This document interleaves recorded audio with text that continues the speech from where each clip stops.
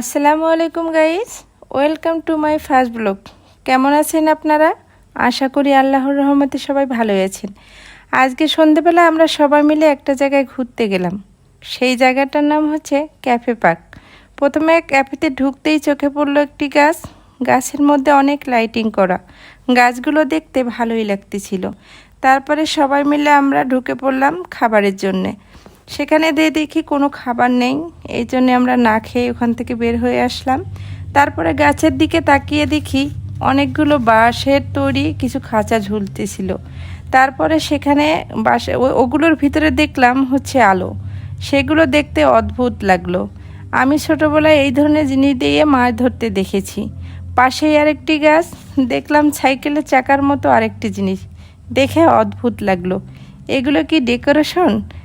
গাছে আরও কিছু বোতল ঝুলছিল, ফোম দিয়ে কিছু চাঁদ ও স্টার ঝুলানো আছে। তারপরে আমার মেয়ে আর ভাইয়ের ছেলেরা দোলনায় দোল খাচ্ছিল। তারপরে আমার ভাইয়ের ছেলে চাঁদ ও স্টারের কাছে বসে ছবি তুলল, এটাও ফোমের তৈরি।